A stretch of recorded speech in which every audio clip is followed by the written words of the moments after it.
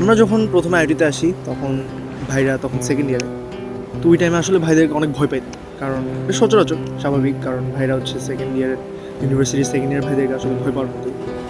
যাই হোক, কিন্তু প্রথম কয়েক মাসে আমরা ভাইদের থেকে দূরে দূরে থাকতাম বা একটু লুকায় থাকতাম।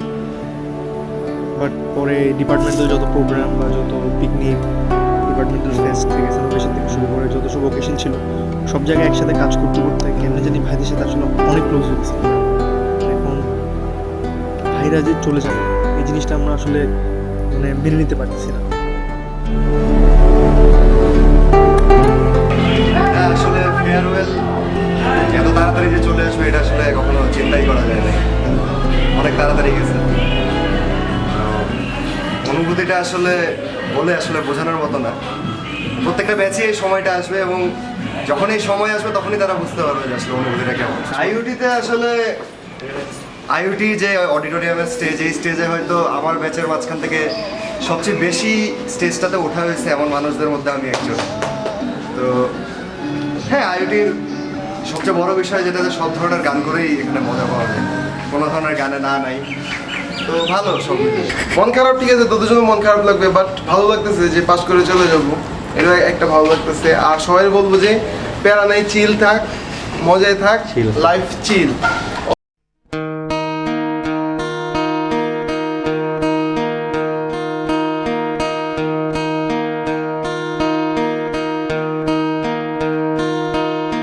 কেমন আছো কোথায়,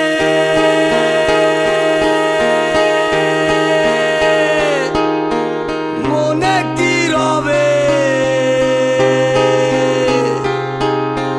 নেশা লাগে ঠোঁটে, নিশানা চোখে, কি দিয়েছে তারে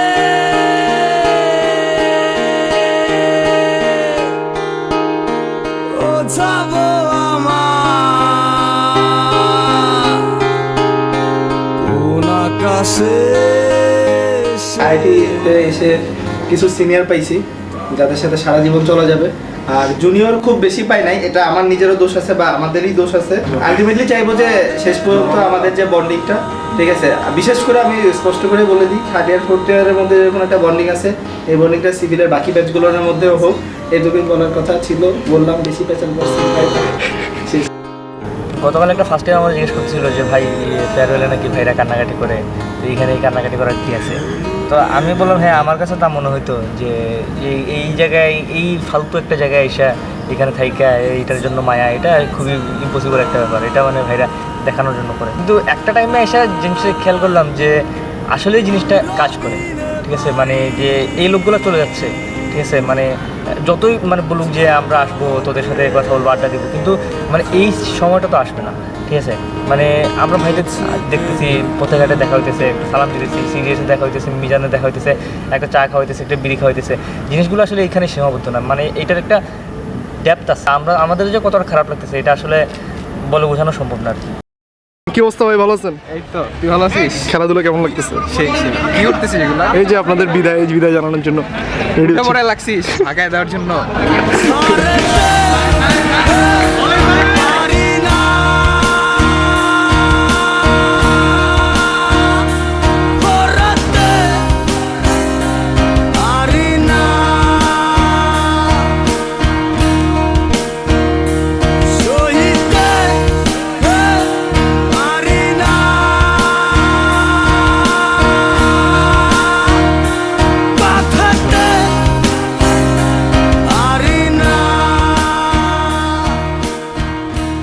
ভাই আল্লাহ হাফেজ, ভালো থাকেন।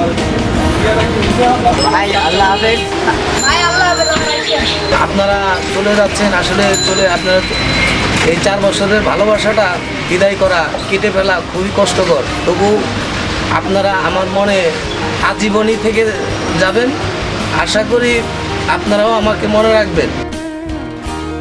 ভাই আপনাদের ভালোবাসা সবসময় আমার গায়ে, এবং আমার ভালোবাসা সারা জীবন আপনাদের সাথে অনেক ভালোবাসি সারা জীবন। ভাইদেরকে অনেক ভালোবাসি ভাই, আপনাদের জন্য অনেক অনেক শুভকামনা ভাই অনেক ভালো, ভাই আপনাদের অনেক ভালোবাসি। ভাই আপনারা অনেক ভালো, আপনাদেরকে অনেক ভালোবাসি। ভাই আপনাদের অনেক ভালোবাসি। অনেক ভালোবাসি ভাই আপনাদের, অনেক মিস করবো। I love you more than the amount of money I have.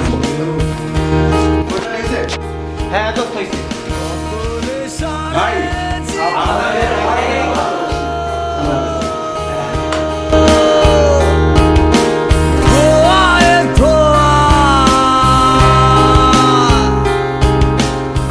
রুমের আড্ডায় লেকের পারে প্যারাময় জীবনের ফাঁকে যাবেন না ভাই, গেলে আর ভাই ডাকবো কাকে? দিনে